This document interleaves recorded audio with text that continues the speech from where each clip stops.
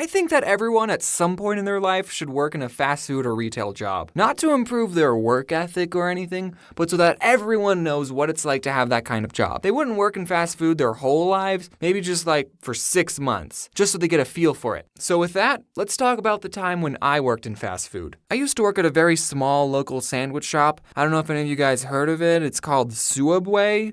Our spokesperson was in the news recently.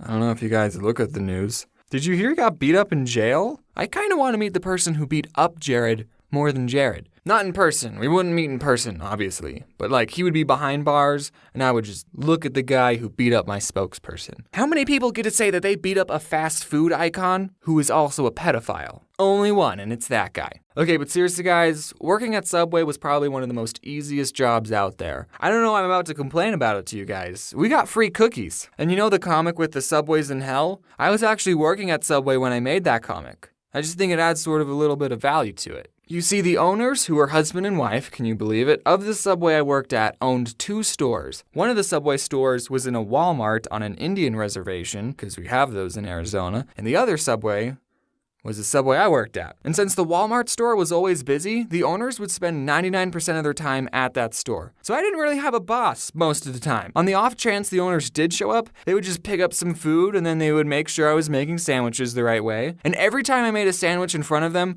they would always find something wrong with it, without fail. You put on too many olives. Do you know, according to the Subway formula, you're only supposed to put on 8 olives on a foot long? 8! One for every other bite. That's just ridiculous. Can you imagine someone just counting out 8 olives? Nobody does that. I usually worked the closing shift, and at the end of the night, we would turn the alarm and we have 60 seconds to get out of the store. But one time I had the opening shift, so I unlocked the door to get in with my key, and the alarm went beep, beep, meaning I had 60 seconds to turn it off. No big deal, right? I've turned the alarm on all the time when I was closing. So I go to the little control panel and I type in the code and nothing happens. The beeping is still there and the clock is still ticking down. So I go, okay, I'm going to press each button very carefully. I'm going to make sure each button makes a beep when I press it. Beep, beep, beep. Nothing still happens. So I go, okay, I'm going to make sure to press each button very carefully. And I start thinking, did they change the passcode without telling me? Well, this is the only passcode I know, so we're just going to try it again. And I press each button very carefully. Beep, beep, beep. And it goes quiet.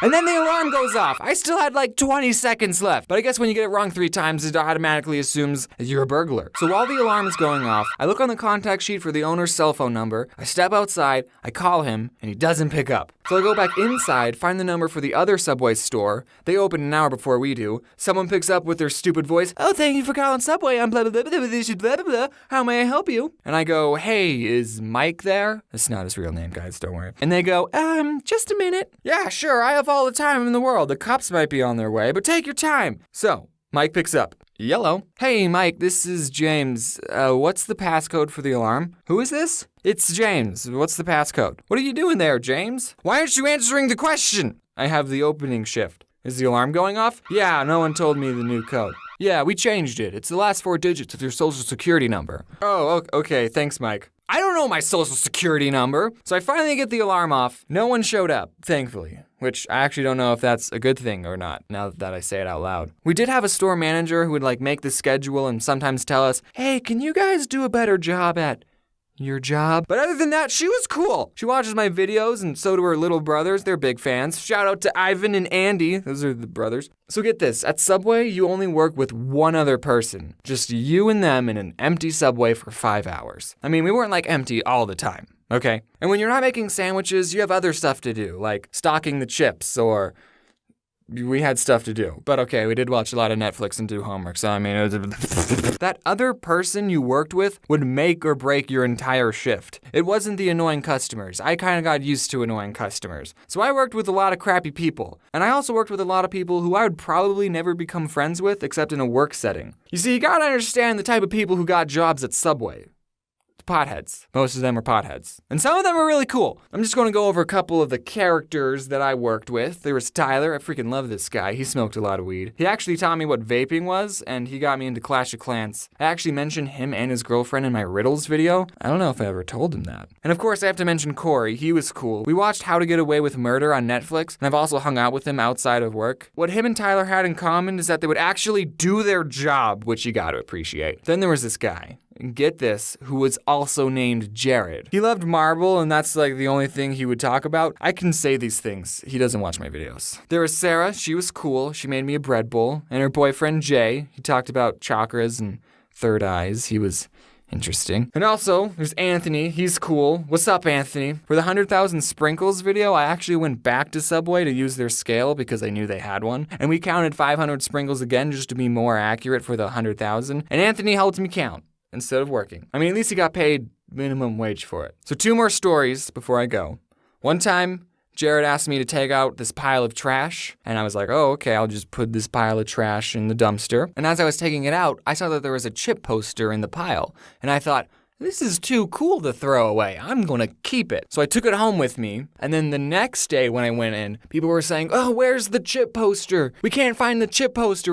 We haven't seen it anywhere. And I'm thinking, I have the poster. I decided not to tell anyone that I had the poster. And it's still hanging up in my room. Sorry, boss, if you're finding out about this now. Okay, and then the other story, I was working with a manager and we were just making sandwiches like usual. And I noticed that when we toasted a sandwich, it would burn the paper a little on the edges. That probably shouldn't be happening. So then a customer asks for just bacon toasted. And the boss lady puts some bacon on paper and then puts it in the toaster. And we don't have a setting for just bacon. So then when she opens the toaster, there was a fire on the bacon. So then she starts to whack it with the little metal tray thing, but all she ended up doing was fanning the flames, making the fire bigger.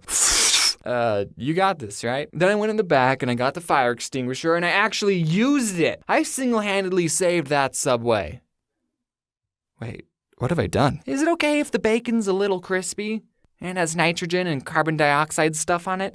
Recently, I read the worst YouTube comment ever, and I can't stop thinking about it. This comment lives in my head completely rent-free. It lives in its own private penthouse. The comment was concerning my upload schedule, and it was, if anime studios can make an episode of anime in 1 week, then these YouTubers can make a video in a month. Initially, I reacted like, you think that's how this works? You think anime studios post an episode and go, great work, team? Well, time to make the next episode this week. Hope none of you have any plans. I know the working conditions in Japan are bad, but sheesh. I guess all the animators are just slacking off between seasons then, huh? And as I thought about it more, I realized, I can't get too mad. This person is just uneducated about the animation industry and is probably a minor. And then I thought, hey, I know a bit about animation behind the scenes. Maybe I could talk about being an artist and educate people on the animation pipeline. So that way, I won't get any more uneducated comments. For this video, when I say artist, I'm going to be talking about the Google definition of an artist. Noun, a person who produces paintings or drawings as a profession or hobby. You know, the pen and paper artists. I'm not really going to be talking about artists who make music or birthday cakes or take black and white photos of sunsets because I want to talk about cartoons. I make cartoons. Now, it should come to no surprise that I'm pro-artist. Well, not a pro-artist. Are you kidding? I know my skill level. I still can't draw fingers. What I'm saying is I will support anyone who wants to make art. If you're making art as a hobby, then that's a really great creative outlet, and having something physical as an end result is incredibly rewarding. But if you want to turn making art into a full-time job, you might want to sit down and consider a few things. Like, are you sure you don't want to go to law school? The biggest challenge all artists face is they have to eat food to survive. And in this capitalist society, food costs money. So artists are challenged to somehow take being good at making shapes and turn that into money. I know of 4 ways an artist can make a living. The first way is to be so good at art that people will pay money to hang it up in their house. The second option is to make caricature drawings at beaches and tourist traps. The third option is to sell your plasma. And the fourth option, which is the most common option, is to make drawings that people will pay you to make, and do a little bit of option 3 on the side. Some artists will take commissions, which is basically an artist going, "Hey, I'll draw whatever you want, asterisk, for $100. And people will go, "What the f***? Art should be free! I was gonna give you so much exposure to my 50 Twitter followers." Or people will go, "I want you to draw this cute animal character I made, and while at first your price might seem a bit high to the uneducated, I understand that art is a time-consuming process and you need to eat too. So here's a crisp $100. But another somewhat more stable idea is that artists will get jobs at studios or work for a YouTuber, and we'll be like, "Hey, we'll give you money if you draw specifically what we want, and if we don't like your art, we'll make sure to communicate clearly what we would like changed and work as a team to do the best we can. Or you're fired!" And that leads us into animation. An important thing to remember for animation is that drawings equal time plus money. Exactly how much time? Well, to answer that one commenter's question, no, an anime studio does not make an episode of anime in 1 week. I think. South Park is what making an episode in a week looks like. And truthfully, that's very impressive. I take months trying to figure out what the heck I'm even going to talk about. Making a single episode of a cartoon from scratch takes about 2 years. Don't believe me? Well, let's see what Yakko from the 2020 Animaniacs has to say in the very first episode. At least, we still think there's a President Trump. You see, the writers are writing this in 2018. Now that doesn't mean it took 26 years to make the first season of the Animaniacs. There's a lot of moving parts that happen when producing an animated TV series. For starters, the whole season of the show gets made at the same time. While the writers are writing episode 12, the storyboard team is boarding episode 3, and the design team is designing the bowling shoes that are going to be worn in episode 6. And it's someone's entire job to make sure that everyone's doing their job. This is called the animation pipeline. And there's so many other departments that I could honestly make a whole other video about this pipeline. If you're interested, I'll do it. But just know that it takes roughly 2 years to make a season of a cartoon show, and that's why when shows reference memes, they're extremely outdated. You know, like a boss! It's beautiful, isn't it? This exterior nighttime city skyline background. This background was drawn by one of my background artists, Annie Loomis, and it took 7 hours to make. And it was used specifically for this clip. If it wasn't for the Cats movie, I would have thought Hollywood knew what they were doing too. It lasted for 4 seconds. 7 hours of work, 4 seconds of content.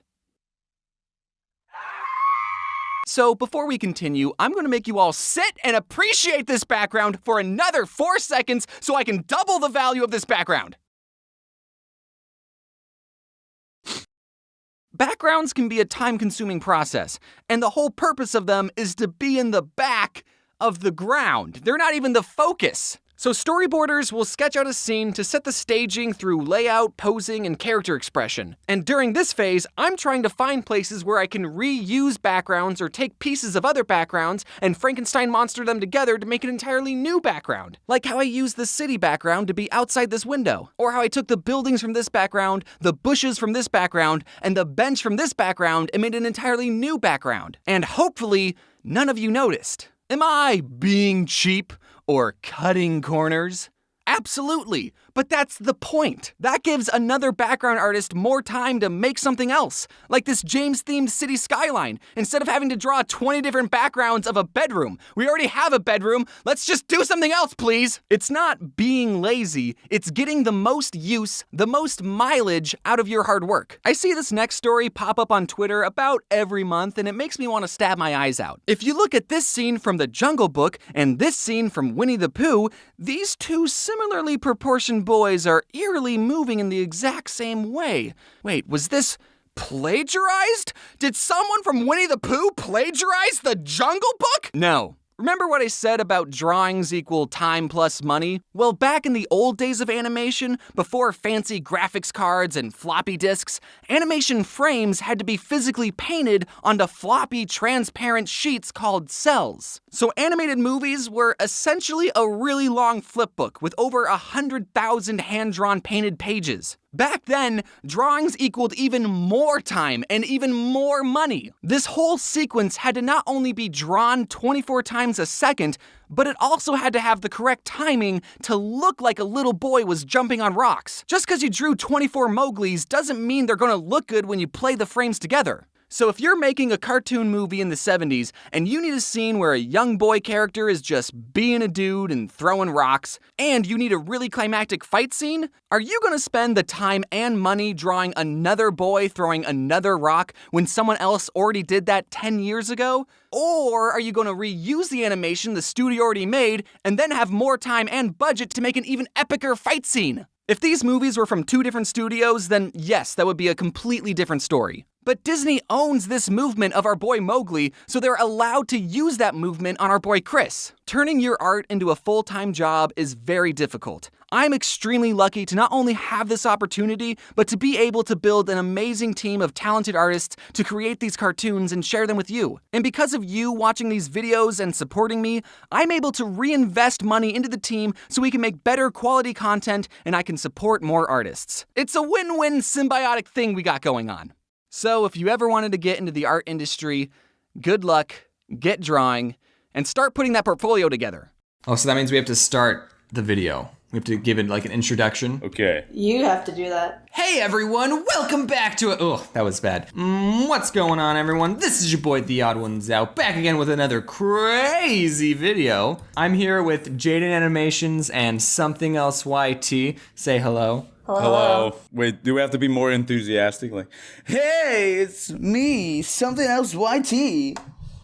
Don't be fake. I guess let's just get right into the game. We have to probably explain the rules. That would be You explain smart. it. James, you thought of this idea and stuff. Well, way to throw me under the bus. You'll probably get it as we go along, but basically, we all chose words, just a 3-letter word, and then we made an acronym for that word. So an example would be bus would be big ugly snail, and then we would draw a big ugly snail, and then the other people would have to try and guess bus. And we'll give them clues, we'll push them in the right direction. It's going to be a kind of a guessing game. Yeah. Yeah. Oh, yeah. me and Jaden are basically competing right now. Prepare to lose, Adam. So this is a 3-letter word. People watch my videos for my artistic ability. That's for sure. I'm like trying to concentrate because I want to beat Jaden. Let's hope this is good. Let's hope you guys can get this. I'm such an artist. He's Narwhal. Falling under. Fan? Is it fan? Fam? Like yes fam or yas fam? Fan as in like air conditioner fan. What would the 3 words be? Fan. Falling under narwhals. Oh, Did I get it? I heard No, falling. I said I heard first, falling. I said it first. Oh. You said fan. It was falling under narwhals. I said fan, but I meant falling under. Okay, I gave that one to you, Adam. Oh, now I have to draw Jaden. Oh shoot, I have to draw Jaden in front of Jaden. Perfect. So that's kind of how you play the game, right? Falling under narwhals. I get it. You get it. Good. You won this round, so I hope you get it. So it's my turn, right?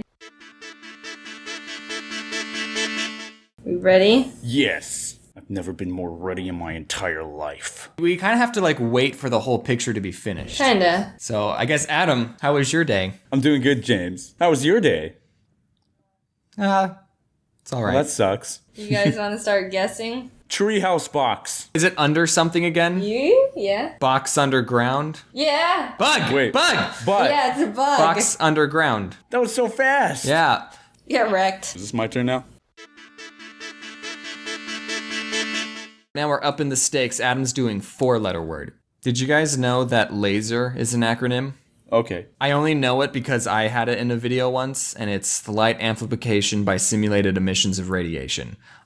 Which actually, that doesn't even spell out laser. Yeah, what's the Z? So, wait, is it supposed to be laser as in S? Wait, is there 2 ways of spelling laser? You're asking the wrong person on how to spell. Oh yeah, you're right. Cut to like all your misspellings in your videos. I've done this new tactic where I purposely misspell things like really wrong. So when I actually do misspell something, people will be like, oh, that's just his thing. He misspells things. So you cheat. So like when you actually do a real typo, it's like, oh, I totally meant to do that. Yeah, exactly. My teacher's part 2 video, there was a chalkboard that said how to escape a restaurant. And I used the wrong 2 on purpose, but restaurant was misspelled. So like I totally meant to misspell restaurant. You're right. I believe you. Is it dirty Oh. orange? Can I solve the puzzle? Yes. Is it Doug? No. Whoa. What? I can't read those hieroglyphics. Change your stabilizer, dude. You know what, James? I will. Can I solve the puzzle? Yes. Dome. D-O-M-E. Dirty orange. Overly misses. No. It's dirty orange? Yeah. You dirty orange. Ooh, get demonetized. He missed. And if he hit him, he would be dead. What? Dirty orange, very extreme. Dove. No. I keep wanting to say miss. Dirty orange might... Kill. Wait. You wait. Wait, kill? Yes. Dunk. Yes. Dirty orange Wait, can't yeah, you kill. got it. Donk. Wait, who said donk? What? I didn't say. I said Donk. donk. Yeah, What wait. kind of word is donk? Oh. Is it dirty orange never kills? Or What is another word? no. It's like no. Nearly. Yes! Nearly killed. Yeah. So it's a 4-letter word. It's going to be fun. This is going to be fun. Dinosaur. Yeah. You know what? I'm not gonna say it anymore. I don't want to give you guys. I want to get the little letter hints or letter points. Those are like 0.3 points, right? Are we keeping score? No. Bronchiosaur. Oh! Underwear? Swimming suits? Bronchiosaur's underwear. Isn't it like a brachiosaurus? People are gonna let us know. I just know them from Land Before Time, and in Land Before Time they're called long necks. And also leaves are called tree stars. I had a computer game of that, of Land Before Time, and there was like this hay maze, and I was really scared of that game. Tony the Tiger.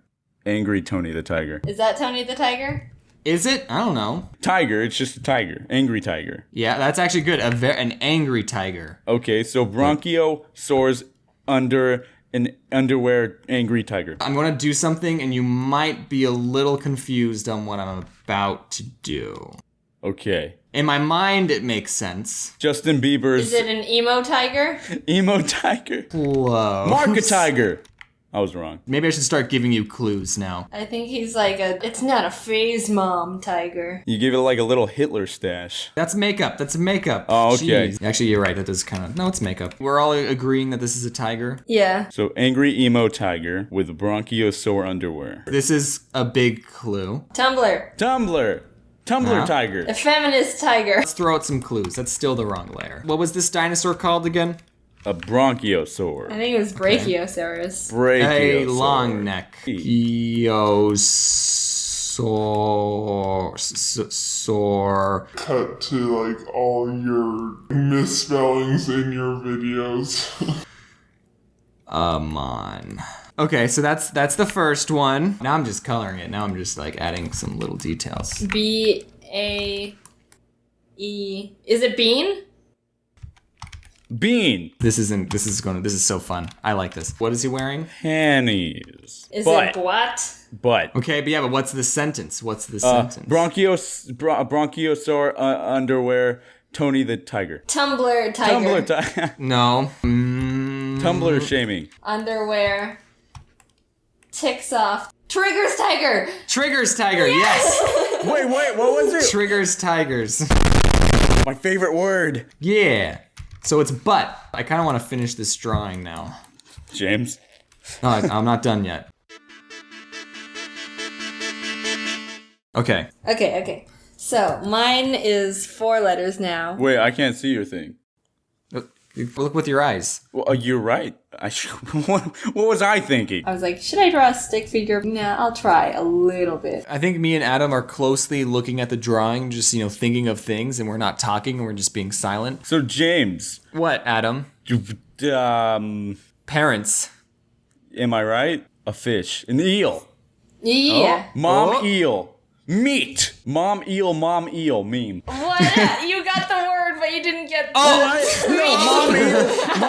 Mom eating meat eel. My eels. Mom eating my eels. Mom eating my eel. No. Mom eating Marco's eel. Look at all those eels.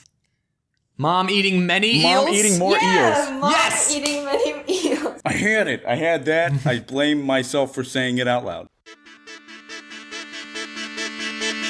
1, 2, 3, 4, 5. This Okay. is like advanced territory. We had a hard time with butt, girl, dress, lady, teacher. Wait, you got one of the words. Is it James? What? Adam, you don't have to go fast. It's okay. You can take your time. You can draw good if you want. Boxing glove. Tiny lady? Getting close? Is it midget lady? No. She's wait. Answering? More tomatoes. Oh, so they are tomatoes? No, they're not tomatoes. You're close, though. They're apples. They're big cherries. Are they big cherries? Okay, so then they're apples. Lady answering apples? Lap. Just L-A-A-A-A-P. Wah! Another one. Teeny tiny, is there 2 T's? Something lady answering. Tiny lady answering. Apples. Is it llama? Oh! Ah! What? A little lady answering many apples. You just pick up an apple, you go hello, and then someone on the other line goes, is banana there? I actually lied to you guys. This is a 6-letter word. I thought of it, and then I was thinking of acronyms for it, and then I said, wait, this is a 6-letter word. Who cares? Is it James? That's a 5-letter word. Never mind. James. Charmander. Okay, yeah. Okay, Charmander. Angry Charmander asking for lots of pickles. How'd you get it so quick, Adam? So, Jaden, what's the deal with airline food? Funny you mentioned it. When I was getting a ticket for Europe, there was like a meal option because it was like an 8-hour flight. There was like meal options, and one of them said bland meal. Like, yes, I would like 1 bland meal, please. I would like my meal extra bland. Egg. That's kind of close. Poliwhirl. Cinnamon buns. Cinnabon. Oh, what Is it those? another Pokemon? Cookie. Is this the 7th getting generation? Meatloaf. Egg roll. Oh! Charmander eating egg rolls and he's angry. Charmander angry at egg roll that's too hot for consumption. Sassy egg roll. Sexy egg roll. Oh! Charmander angry at a sexy egg roll. Is it cheese? Charmander hunting every sexy egg rolls. How did you get egg roll? Because I drew an egg roll, Jaden. Charmander humping, like humph. Everyone? What? Charmander hearing everyone eat sexy egg rolls. No, that's not it. I like to say my words with enthusiasm just in case I do get it right. Enormous sexy egg roll. Ah, dang it. Jaden's doing better than me. I dislike. Charmander hates. Yay! Charmander hates everyone's enormous sexy egg roll. Good job, team. Okay, so this one is 5 letters. Oh, I think I know one of the letters. Ant. It's an A, yes. Are those petunias? Oh, and those are gardening tools. Yeah. Electric ants gardening. Egad. Oh, there's a little No. elephant. Okay. Wait, long elephant. Yeah? A wiener dog elephant. You guys are really close. Wiener elephant. No, Adam, you're going farther away. Electric ants gardening long elephants. Yeah, so what's the word? Eagle. Wait, no. Energy. Yaggle. Eagle! Ah! Dang it. Yaggle. I got it. Caca. I'd like to guess Yaggle for 500. So I guess everyone go watch everyone else's videos now, if you haven't already. When people see this, we've already been to VidCon, right? Oh, VidCon was so fun, you guys. Oh yeah, I love I VidCon. love that one part. James, I can't believe you said that on the panel. Okay, well, thanks for watching, everyone. And as always, wear your seatbelt. Okay, Bye. bye. Bye. I don't like that bye. Don't put that one in. If you haven't read Lord of the Flies, you're probably going to have to in school one day. Let me give you an abridged version for when that time eventually comes. The Lord of the Flies is a book about a bunch of little British boys who got marooned on a deserted island, and the book tells the story about what the boys do to survive the elements, but also themselves. Within like a week on the island, the boys devolve into complete savages, covering themselves in face paint and killing a piggy. I said too much. And when I read the book in high school, I thought having the boys turn savage so quickly wasn't all that accurate. As a former young boy myself, I was insulted that William Golding thought that us little boys were so heartless. But then I remembered all the things that happened at my scout camp, Camp Geronimo, and I realized that Lord of the Flies is still inaccurate. The boys would have gone savage way faster. Listen, I'm a cautious person when I'm hanging around the guys. In PE, the other boys would be playing this game called quarters, where you would fling quarters at people's knuckles until they bled, but I wouldn't play that game because it's dangerous and I'm a loser. Or when I was at a party and someone wanted to play the knife game to show off how good their hand-eye coordination was, I wouldn't play that game either because I needed my hands to draw. But something about being with the guys in the middle of the woods? I would live on the edge. Every summer, our troop stayed at this camp called Camp Geronimo, named after the Apache Indian who was the first person to yell Geronimo while doing a sick backflip into his pool. One time, me and a couple other boys, I don't remember who started it, but we were playing with matches, and okay, I know what you're thinking, but nothing bad happened, okay? We just accidentally lit some dried bushes on fire, and it got somewhat out of control, but it's okay, it's fine, okay? We told the scoutmaster that there was a loose fire spreading faster than we could put it out, and he got everyone in the troop to stomp on it, and we never got in trouble. What were we doing with the matches? Oh, we were just lighting them and throwing them at each other. Anyway, about 30 other scout troops attended Camp Geronimo, and we would spend a whole week sleeping in tents and earning merit badges. Most of the camp honestly felt like school, but outside. Like, when you got to the camp, you were given a schedule of classes, and for the next 7 days, you would go to those classes and learn and fill out packets and sometimes even have homework, which probably helped us not devolve into savages. I mean, sure, the classes weren't as boring as English or geometry. Geronimo's classes were wilderness survival, kayaking, or bear self-defense. Earning a merit badge required 2 things. The first thing, you had to write stuff down. Name and point out the major parts of a kayak. Kayak. Explain to your counselor the hazards you are most likely to encounter while participating in kayaking activities. Bears. And the second part of the merit badge, you had to actually go out and do stuff. Capsize the kayak, swim it and the paddle to the shore, and if you don't make it, the bears will get you. I never got the kayaking merit badge. You had to be at least 12 to go to Geronimo, but you could go as an 11-year-old if a parent was coming with you. And at the time, my dad was a camp counselor. My birthday was May 14th, and Geronimo was at the end of May, so I barely made the cutoff as the youngest person going. Geronimo was a big step from spending 3 days at Cub Scout day camp to spending a week in the wilderness. What made it worse was I was going to be spending a whole week with all the mean older scouts and my dad. There was this one scout named Paul. When I was 11, he was 15. So naturally, he would pick on me and make fun of me. Ha ha, I get it. I'm small, so I suck. But silver lining, he got fatter, and a couple years ago, he reached out to me, and I had been doing the whole YouTube thing for a while. He was off starting his own business, and he wanted to do some business opportunity with me, and I just said, hey, do you want to do my merch? So now he works for me. So kids, if you ever have bullies, just become successful on YouTube and then hire them to sell plushies. He's actually a really good merch guy. He gets all my stuff into these retail stores. So if you see a floof plushie at Hot Topic, you can say, thanks, Paul. Bullies really do make a difference.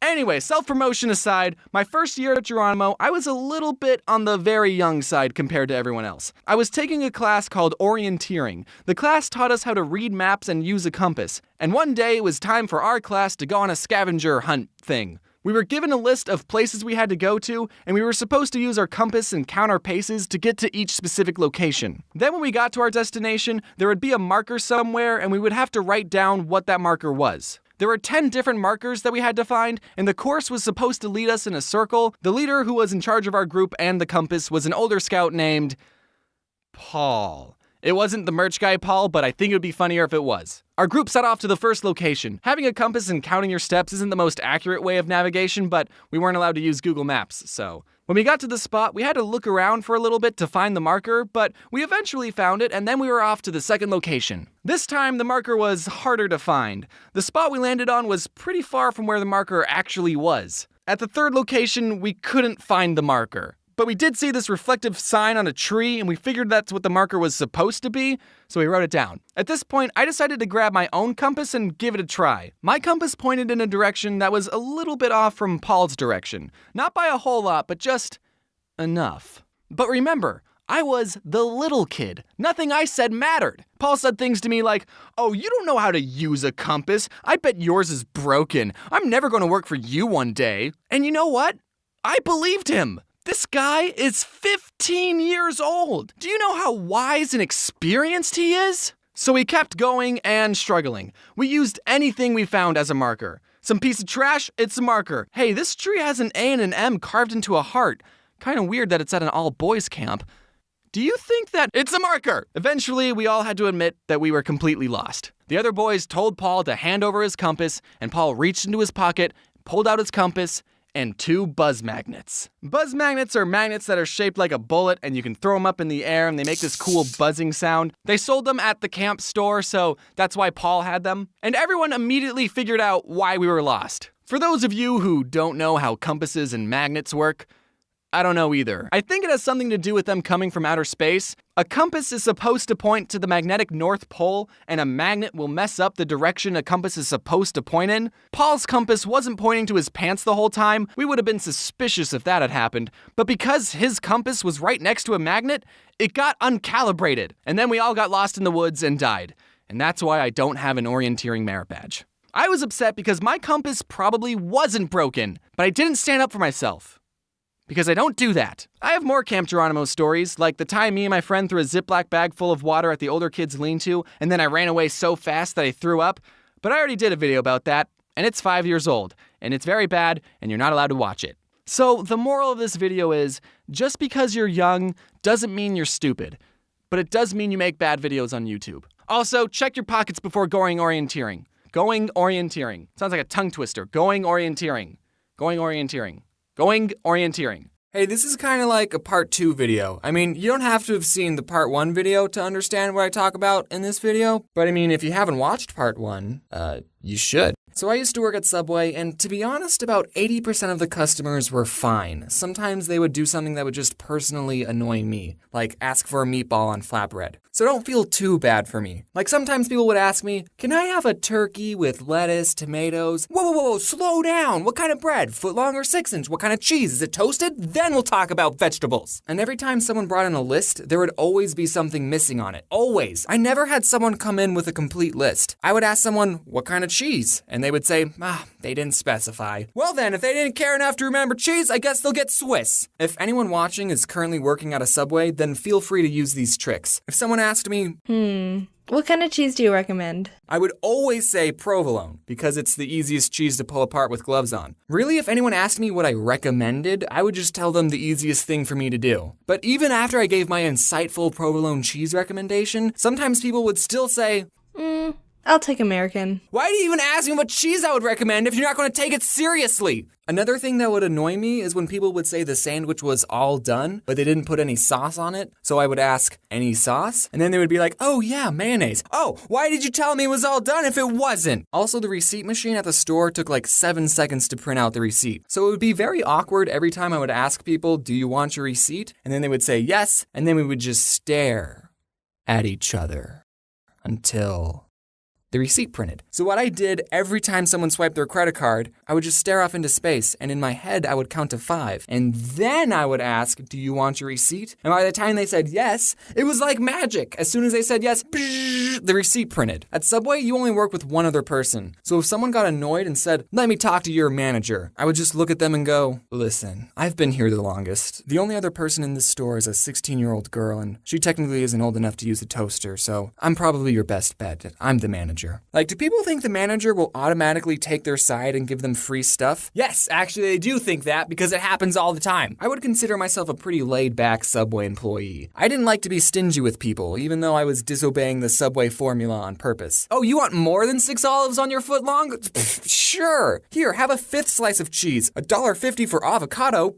I'll charge you 75 cents, buddy. I probably shouldn't be saying these things, in case this whole YouTube thing flops and I need a job. So I wasn't really strict on the rules. You know those fast food workers who are strict? "No, we won't serve breakfast at 10:02. Get out." But being pretty laid back still didn't stop people from being annoying. So this one person comes in and asks for 2 footlong pastrami sandwiches. And pastrami is our most expensive sandwich. It's about $10 for a footlong. And guys, the pastrami is super good, but I wouldn't pay for it. I mean, it's good, yeah, but I'm not paying $10 $10 for a footlong. It's not worth it. So this guy, I make his 2 sandwiches, I ring him up and I say, that'll be $20. And I guess he didn't look at the price of the sandwich on the menu, or he thought we still did the $5 footlongs, because he said to me, I ain't paying for that. And this is when I was just starting out. I only had like a week of experience. And after he said that, I responded, well, shoot. I guess you're not paying for it. I didn't know people could do that. Hey, I want this. All right, that's $20. Nah, you don't want it? No, I want it. I'm just not paying for it. Okay, no, but actually, we did come up with a compromise. He told me that he had $12, so he ended up paying for one of the sandwiches,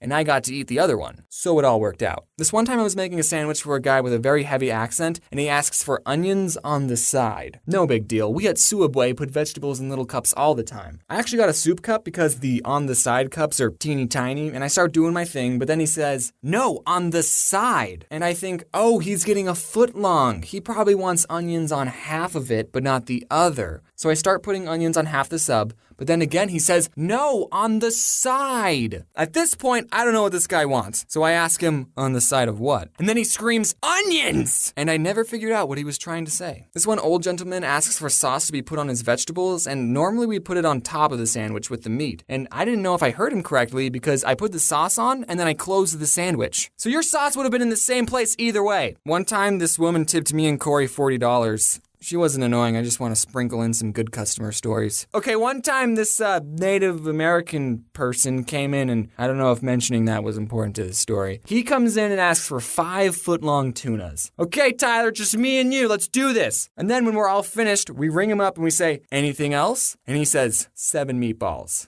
What? He wanted 7 more sandwiches. But James, you're Suabwe. You're supposed to make people sandwiches regardless of how many they ask for. Yeah, I know, but the guy could have handled it differently. Normally for a platter, you have to call in at least an hour ahead, and that's only 5 footlongs. This guy could have called ahead and said, hey, I'm getting 12 sandwiches, so just prepare yourselves. Mentally. I mean, we had so many customers waiting in line. No, we didn't. That's a lie. It was only him. But still, this one woman, I was making her sandwich, and for vegetables, she asked for extra lettuce. So I put on a big handful, but then she asks for more. So I put more on, more. I sprinkle some on, more. I won't be able to close the sandwich with any more lettuce. And she says, that's fine. All right, extra lettuce it is. So I ended up giving her an open sandwich with a mountain of lettuce. You know we do salads, right? When I was little, I always thought if I was working at a store and someone tried to rob me, I wouldn't give them any money. But now it's like, psh, I ain't risking my life for Suabwe. Here, take the cash register. So thankfully, I've never had anyone pull a gun on me, but I have caught people stealing from us. I was making someone's sandwich, and this one kid asks for just a water cup, so I gave it to him. So I go back to making a sandwich, and I just hear the fuzzy soda sounds being dispensed. And I look over, and the kid is putting soda in the cup. He didn't even try to hide it. When I put soda in a water cup, I at least wait for the employees to go in the back, but I didn't even say anything. I was just like, all right, man. This guy, I totally saw him take a bag of chips, and he hid it under the counter so I couldn't see. So when I rang up his sandwich, I asked, anything else? And he said, nope.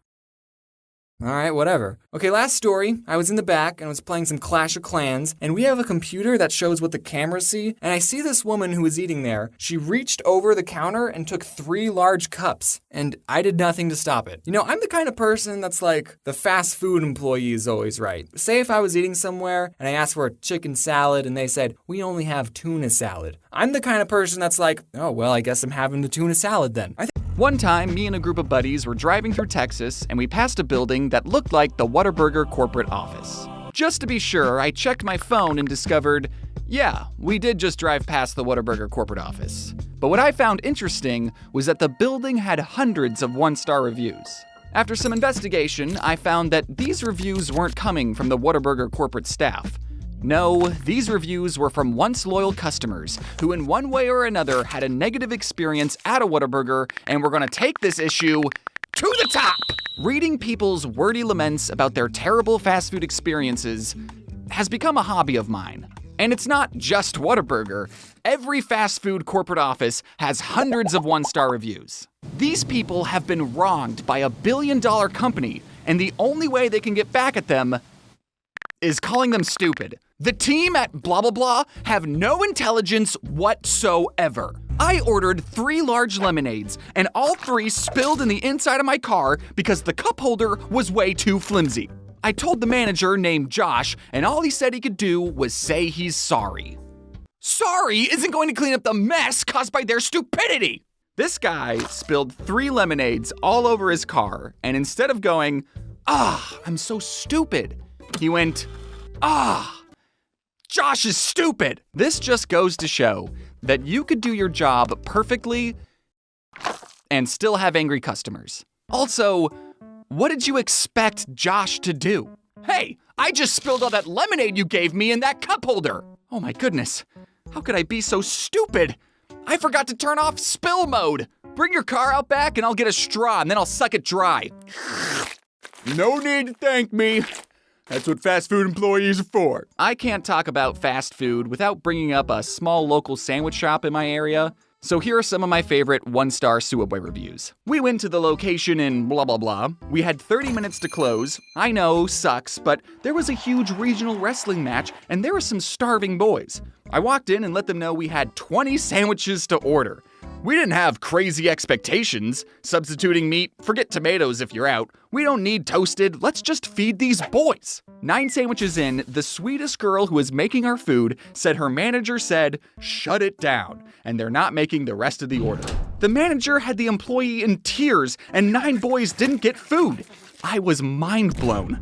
We offered big tips, gave free oil changes to employees working hard to make money. I run a mechanic shop and stay late for customer a lot. We didn't have crazy expectations. We just wanted a whole catering order 30 minutes before close. I know some people are gonna be thinking, you're a business that's still open, so you have to do what the customer says. But I want those same people to ask their mother to make them 20 sandwiches at 9:30 p.m. and let me know what she says. And if those 9 boys were still upset, they should have just suplexed the manager into a table and then made the cold cut combo themselves. I placed an order online for 2 footlongs. I walked in to pick up my order, and I was thankful I didn't leave a tip. I received 1 footlong, but ordered 2. It is very clear on the receipt that was attached to the package. I showed it to the woman working behind the counter, and she laughed and said, oh, I didn't see that. Let me get that for you. Not sure why she missed that, has never happened to me before. Is she on something or does she not know how to read English? I had to stand there and wait for her to make the other footlong, and then this person continues to write a whole 500-word manifesto. Are they on drugs? Can they read English? Jeez. Do you think this reviewer is going to tell their grandkids about this story? And then I had to stand next to the sneeze guard for 2 minutes. Okay, Grandma, can we go? And they forgot the mayo! There are a whole bunch of lengthy reviews just like this, and for these types of reviews, I start thinking about these people psychologically. I feel like these people either have something else going on or nothing else going on. I'm sorry that your lunch was ruined, but if this is the biggest problem in your life, you're doing all right. And maybe this wouldn't have happened if you left a tip. I went to the location at blah blah blah. The guy Frank there needs to take some customer service classes. He is not friendly, and when I told him he should be more friendly to his customers, he told me to go ahead and call whoever I wanted to complain. Frank, I love you. You don't need to take customer service classes. You need to be teaching them. IDK, who was working at around 9:45 on May 17th, but somebody needs to give them a hug. I pull up to the window to pay, and there was 3 girls standing there doing nothing. One of them mumbled my total and stuck out her hand. I gave her my card and she did her thing. Then she handed me a crumpled mess of a bag and 2 drinks with 0 ice. No have a nice night, no thanks for stopping in, not even a hello. IDK if all 3 of those girls lives together and somebody ran over their dog or something, but all 3 of them looked like they absolutely hated being there and me ordering my meal was the biggest inconvenience they could have experienced. I feel so bad for these workers, they need a hug, but also screw them 1 star. I can't believe this McDonald's took my review down, but that's okay, I will recite it. They had no barbecue sauce for their nuggets the whole Memorial Day weekend. For all you barbecue sauce lovers out there, when you went to this location on any of those days and asked for barbecue sauce and you were told they didn't have any more, you must have felt crushed like I did. What was the point of ordering nuggets and finding out they didn't have barbecue sauce afterwards? Why didn't they disclose that fact before ordering the nuggets and paying for it? I'll tell you why. Because they wanted to take advantage of us, just to get that sale. What the employees do? Take the barbecue sauce to their homes to use for their own Memorial Day weekend barbecues? This is one memorable, unfavorable moment that will be remembered for years to come. You know, there are many who are barbecue sauce lovers out there that went through the same feeling I did when I ordered 3 20-piece nuggets just to find out afterwards they didn't have any barbecue sauce. Like if you agree. I don't want to jump to any conclusions, but do you think they're out of barbecue sauce because the world's #1 barbecue sauce lover keeps ordering there? Going through all the trouble to write a review and then recite the review again, all because they were out of barbecue sauce, seems like a lot, but 60 nuggets with no sauce on a national holiday is a tragedy, I'll give you that. I love that this guy didn't even consider that they were just out of sauce and instead went full conspiracy mode, thinking the employees were hoarding the sauce for their own barbecue. You gotta have barbecue sauce for your barbecue. It's in the name. I'm not going to act like every fast food restaurant is in the right all the time, because I've had my fair share of terrible fast food experiences too. I once ordered a burger from Sonic, and they gave me the burger with no meat. And I went, dang, well, that's how my day is gonna go, I guess. I didn't write a lengthy review to hopefully be seen by someone at corporate. I don't know. I got other problems. If reading these reviews has taught you anything, it's that these fast food workers have to deal with all sorts of customers going through all sorts of problems. So please be the customer who shows a little compassion. They are handling your food after all. Leave a like if you agree. My child works for Whataburger, hasn't been paid since December 2nd. Today is 1/4 and still no paychecks. We've been told lies saying paycheck is coming to the store, then FedEx is delivering it, and still nothing. He's only 18, so I feel like they're trying to get over on him. Not to mention the shift manager Liz is having an affair with some of the employees. Yo, what? A burger? Thank you all for watching the video. If you enjoyed it, then I highly recommend reading some of these corporate office fast food reviews yourself. They're a real treat to read. Just some of the passion that these people have needs to be studied. Obviously, not everyone who leaves a 1-star review is an obnoxious Karen, but the ones who go out of their way to review a corporate office are some of my favorites. Thanks again for watching, and wear your seatbelt. Today's video was sponsored by carrots. We're actually alright if you put other stuff on us. I wouldn't consider my parents health nuts, more like health kernels. They would never buy unhealthy snacks, but they wouldn't force me and my siblings to go outside and play because it was always burning hot. And we just licked the melted candy off the sidewalk anyways. They would never buy sugary cereal. The most sugary cereal my parents got was Honey Nut Cheerios. But my mom would mix the Honey Nut Cheerios with regular ones to make it more healthy or something. So I would start every day spending 15 minutes picking out the regular Cheerios from the cereal bowl. That's right, my parents didn't buy us Cable, Cocoa Puffs, or candy. My life sucked. We were allowed to eat sugary cereal for 1 day out of the year, and that was on Christmas morning. It's a fun tradition, and we still do it to this day. As a kid, I would always get jealous when my friends would pull out their Lunchables and tell me how much their family ate out and all the sugary cereals they got to eat. Meanwhile, I had a PB&J sandwich on wheat bread with the crust still on, but it's okay because I like the crust. But now looking back, I'm just so grateful that my mom cared enough about my health to instill these healthy eating habits into me at a young age. I mean, I don't follow them anymore because I live on my own and I don't know how to cook and bagel bites taste so darn good, but I'm still thankful my mom taught me what I should be doing. Now, if there's any parents watching this going, I like the way this James's mom character thinks. Good. I would recommend to all parents that you should be teaching your kids healthy eating habits as soon as possible. I definitely didn't appreciate it at the time, but now that I'm older and wiser, I'm thankful that I like the taste of wheat bread. My parents had a saying, the whiter the bread, the sooner you're dead. They would always get wheat bread. Even for hot dog and hamburger buns, they got wheat. Some of you might have had to use sandwich bread as hot dog buns. You're poor, I get it, but at least you didn't have to use wheat bread. However, now that I live on my own, I still get the wheat bread because I don't want to die young. I still have YouTube videos to make. Some things never change, I guess. Except I do get the white hot dog buns. The wheat ones are still gross. When I was a very little kid, my dad's work was throwing a barbecue get-together thing, and I got to eat as many hot dogs on white bread as I could handle. But the best part of it all was I got to wash it down with soda. Listen, I was very sugar deprived back home. I had to catch up on all the sugar I was missing out on. I don't remember what the soda was exactly, but let's just say for the sake of this story, it was an original bottle of Coke from the 1800s. It might as well have had cocaine because I was addicted to all the white powdery stuff they added into that drink. Pretty soon, my tummy started to get the rumblies, and I had no idea what was causing it. So I told my dad, "Dad, my tummy hurts." And he said, "It's probably because you're dehydrated. Here, have some soda." And I still respected my dad at that age and thought he knew what he was talking about, so I drank more soda.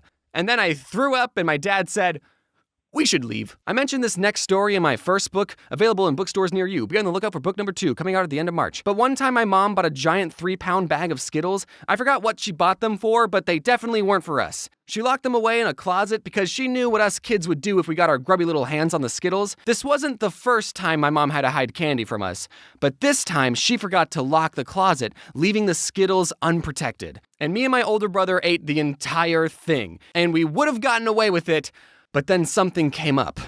Puke. I threw up on the family room carpet. My mom saw how rainbow the throw up was and immediately put 2 and 2 together and knew that we had gotten into her Skittles. The funny part of this story is that my older brother got punished, but I didn't, because according to my mom, I had already suffered enough. And that's why that story is in the chapter titled Perks of Being the Younger Brother. Anyways, don't eat so much candy that you throw up. Okay, I'm going to be talking about M&Ms for a while, so to make it go faster, instead of saying M&Ms, I'm just going to say In one of my older videos, I said that my favorite candy bar was and every time I would tell people that, they would always say, "That's not a candy bar." I just can't do this anymore. But then something interesting happened. A year after that video was posted, actually released a bar version of their candy. So now I can absolutely say that is my favorite candy bar and not get any weird looks. Someone at the marketing team sent me a box of candy bars, and I think they wanted me to promote it, but because I said that are my favorite candy bar, whenever I go to a convention, sometimes you guys bring me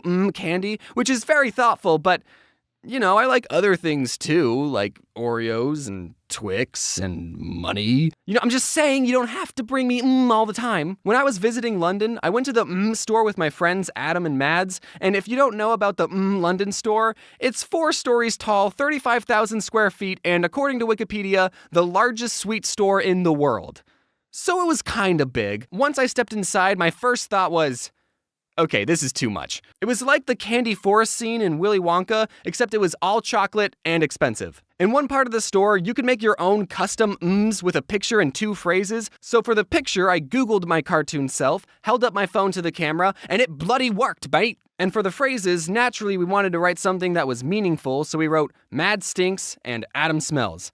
But the employee didn't allow us to write that because it was too negative and went against the brand. So knowing we were not allowed to roast each other, the next phrases we decided to print was Get Mads and something else YT. It wasn't creative, but without being able to make fun of each other, we didn't have a lot to work with. But those phrases weren't allowed either because they were the names of some YouTubers, so they got flagged by the system and they told us, "You'll need permission from the YouTuber even though you're both right here." Listen, boys, I'm just a employee. I don't want to get sued. On one hand, I'm glad that has a system in place to prevent people from stealing. But on the other hand, it's just What do you think we're going to do with them? So after 2 failed attempts at getting the phrase we wanted, we settled on getting Adam and Mads. At least I still got my cannonball guy printed, even though technically this image is copyrighted, so you'll be hearing from my lawyers soon. One of the disadvantages of being a YouTuber is the lack of benefits. We don't even have dental. And with all the junk food I'm eating and the flossing I'm not doing, I should probably see one. Can I confess something? I didn't know dentists were optional. I thought they summoned you to their offices like jury duty. That's what it felt like when I was a kid. I've never gotten a cavity though, at least not one that I know of. So at least I'm doing something right. Now comes the part of the video where I give you advice on eating healthy, but I'm still working on that myself. And when I don't know what to eat, I can't help but biting down on a delicious carrot. Carrots are the most popular vegetable in the world, having been nominated as the best orange thing ever. Use code ODD1 next time you purchase a carrot to get 5,000 free carrot points and a bunch of weird looks at the grocery store. Give your body the fuel it needs. You wouldn't pour soda in a car engine and expect it to run. Of course, that's not really the best metaphor to use because you also wouldn't pour water into a car and expect it to run. I guess everyone drink gasoline because cars and people are the same. But the point is, you've only got one body, so you should take care of it. A Pokemon Nuzlocke is a set of rules that turn a normal playthrough of Pokemon into a hardcore playthrough of Pokemon. You're only allowed to catch the first Pokemon you see per route, and if any of them faint, they actually don't live anymore, and you can never use them again. The game I will be Nuzlocking will be Pokemon Ruby. Not because I'm copying Jaden, but because Gen 3 is my favorite generation, and out of the 3 games, Ruby was the one I played as a kid and bought with my own money. It was $40. Imagine paying that much for a copy of the game now. Also, full disclosure, I've seen other PokeTubers who have a deep, uncanny knowledge of this game and use calculators to make the best, most optimal plays, but I'm not quite at that level yet, so I might make choices that some could consider suboptimal. I thought grass was like super effective against water. Why is he super effective against me? But if you can forgive me and look past all that, then let's get out of this truck and start our adventure. Let's see. Someone's already picked Torchic, and when I played this as a kid, I picked Trico. So that means we're left with Kipmud. After defeating my rival's Trico, I headed to Oldale Town and caught my first Pokemon that would be joining our team, Floof the Poochyena. I'm guessing naming Pokemon after pets is very common in Nuzlocks. By the way, this is how Floof's very first fight went. Oh! Oh! Oh my god. Hey, do you want to learn how to catch Pokemon? No, I'm good. Well, that's too bad. First, you want to get them weak by throwing tiny rocks at them. Traveling through Route 104, I caught A Zigzagoon? Igzy the Zigzagoon. I'm probably not gonna train her up or anything, but she will be useful teaching useless HMs too. What's that, Igzy? You have an ability where you pick up random objects? And you picked up a revive? Oh, Igzy. I can't use these. Wandering through Petalburg Woods, some guy asked me if I'd seen any Pokemon named Shroomish? The main reason Gen 3 is my favorite is because the best Pokemon ever, Breloom, makes his debut in this game. Why, if I found a Shroomish in this forest, I would probably react like this. This guy was being truthful. I named Shroomish Goat because not only is he the greatest of all time, but because I was also working on this other video about goats, so I had a lot of goats on the mind. We made it to Rustboro Town and challenged Roxanne, the rock-type gym leader, but thankfully we picked the water starter, so, Kidmup, do your thing. I caught a Tailo on Route 116, and keeping with the naming Pokemon after pets theme, I named him RE2. Not to spoil anything, but don't get too attached to RE2, Jaden. We sailed to Juford Town and saw that the second gym was a fighting-type gym, so that meant fighting-type weakness. It was RE2's time to shine. He's like actually a higher level. I didn't like that. He's too high of a level. Despite being a lower level, we decided to wing it and managed to defeat everyone's Pokemon, only having to tap out at Brawly's Macahuita, which Kidmup mopped the floor with. Hey, when did you start walking on 2 legs, Kidmup? The next HM we learn is this terrible move, Flash. The only thing Flash is good for is lighting up a dark cave that technically isn't even required to progress through the game if you know where you're going. I, however, do not. Currently, Goat is the only one on the team who can learn Flash. But I'm like 80% sure once a Pokemon learns an HM move, they can't unlearn it. So I really don't want to teach this S-tier Pokemon an unforgettable F-tier move. Oh boy, an Abra! I bet he can learn Flash. Oh boy, a Zubat! Okay, I'm kind of fudging the rules here. This Zubat wasn't technically the first Pokemon I saw on this route, but does it even count as an encounter if all you do is look at a Pokemon and then they teleport away? Excuse me? Look, I just need this useless Pokemon to learn this unrequired move. Zubat, I'm calling you Mr. Flash and immediately teaching you... No! Goat, you can learn Flash. After clearing out Team Magma from a museum, we were ready to take on Watson, the electric-type gym leader. Luckily, we picked the water ground starter, so Kidmup, do your thing. Now what? Do I go here? Here? How did I get here? During my wandering, both the Pokemon I named after pets evolved into bigger versions of themselves, and Goat learned Headbutt. Can I get rid of Flash? No! Hey, lady, I'm kinda lost, so I'm entering random houses and asking NPCs where I should go. Oh, you have harbor mail? I'll trade you that for my coin case. Coin case? You know, for gambling. Gambling?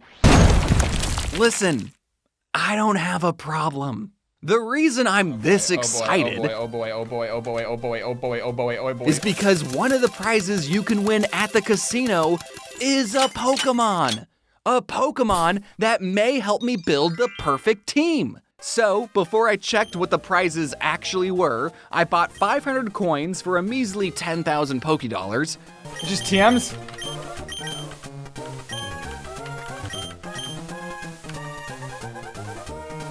Just dolls? I just wasted a lot of money, didn't I? Good news though, Goat evolved into his perfect form and learned Mach Punch. Right. Eventually, I talked to the right NPC, taught Iggy Rock Smash, and while exploring a fiery path, I caught my first fire-type Pokemon, Okay. Numel. Let's go, man. Even though Numels can be found in the desert, have a big hump on their back, and evolve into something called Camerupt, for some reason, I never looked at this Pokemon and thought, camel. I always thought, fire cow. So that's why I named her Cooked Beef. Then, on Route 114, we encountered a Zangoose. Hello. I have no clue what this Pokemon does, but it looks way cooler than all the Oddishes and tiny birds I kept running into, so it had to be awesome. Cooked Beef, the 9 levels you have on this goose are more than enough to weaken it. Hit him with an Oh, please don't. Oh! Cooked Beef! So, my only fire type died to a quick attack that did 50 damage. Zangoose, or should I say Beef Eater, you can join the team for now, but just know, we could have killed you at any point. It was a challenge not to kill you. We headed up a mountain and fought Maxie, the leader of Team Magma, who had his own floof Pokemon, which Goat took care of, and he had his own evolved cooked beef. I sure wish I had one of those on the team. Hey, Beef Eater, why don't you make yourself useful and fight that Crobat?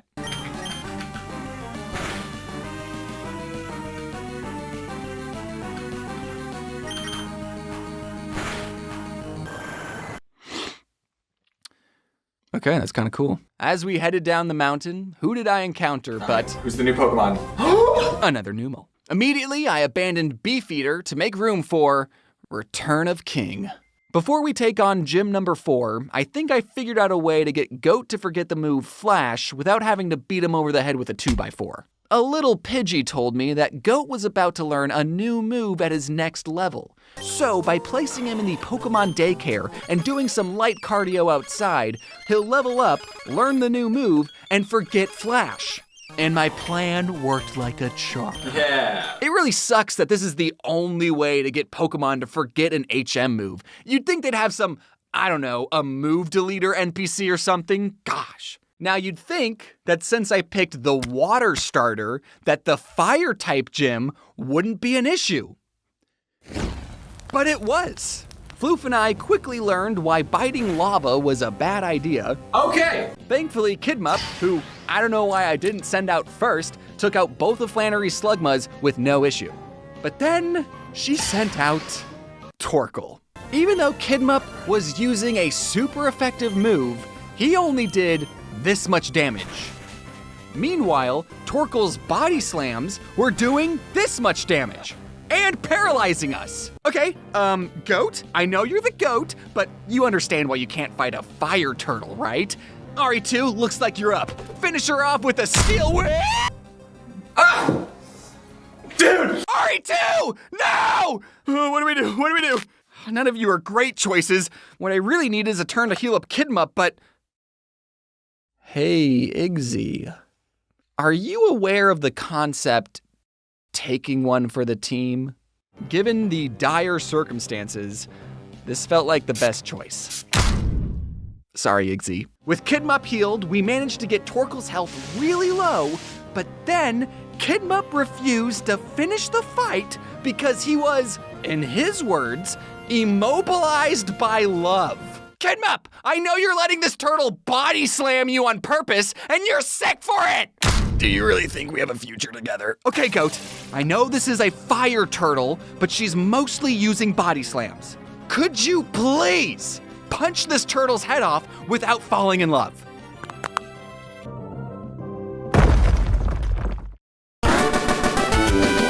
We earned our 4th gym badge, but it wasn't without some casualties. Ari2 and Igzy, we wouldn't have made it this far without you. Thanks for everything. We traveled into a sandstorm where I picked up 2 Pokemon, this fossil, and this weird Pokemon I've never seen before, Baltoy. Alright, King, my second chance at a fire type. I know this isn't your natural habitat, but why don't we train here in the desert for a bit? Oh, you found a Baltoy. I just caught one of those. I'm not sure what its moves are, though. But no, it's... God! Okay, team. I know everyone is upset this thing shares a species with the Pokemon who blew up King, but it possesses psychic abilities that I believe could be very useful. So please everyone give a warm welcome to King Eater. No one step on it. We headed back to Petalburg City and faced gym number 5, my dad. Also, I brought odds1out just in case we had another Igzy type situation. Am I an integral member of the team? You sure are, bud. Despite a few close calls. Who? Dude! Dude! Finish him off.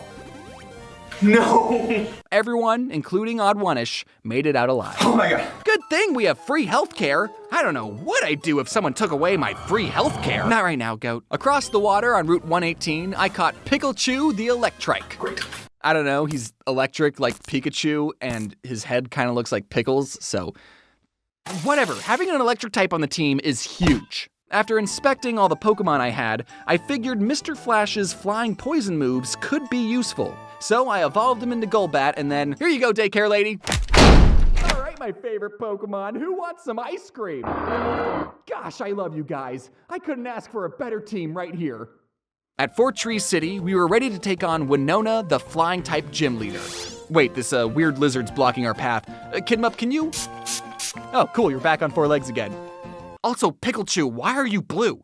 The only thing that stood between me and Winona was this incredibly hard 2-piece puzzle. How do I get through this? Oh, figured it out. Pikachu was able to spark Winona's Swellow, and Kidmup, through sheer willpower, tanked all of Alteria's earthquakes, narrowly avoiding death by 8 hit points. Good work, Kidmup. Pikachu, you know what to do. I found a TM for Ice Beam on an abandoned ship, and King Eater, you can learn Ice Beam? I'm sorry it's taken me this long to realize how awesome of a Pokemon you are. You know, King Eater, with you on the team, I think we'll be okay without a fire type. I entered Lily Cove City, and my rival wanted a rematch. Kidmup knocked out her Swellow, no problem, but then she sent out Grovyle. Ooh, I know the perfect matchup for this. King Eater, why don't you show this grass type that new move you learned? Dude!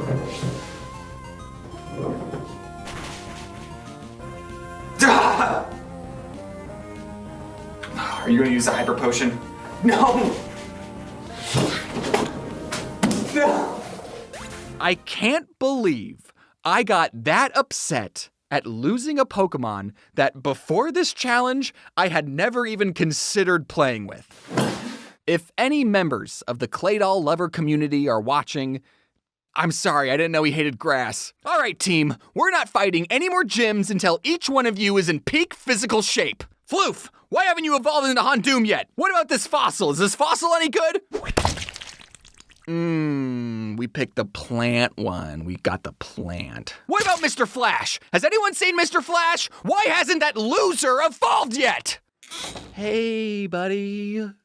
So listen. We're friends, right? You know, Goat had to stay in the daycare once.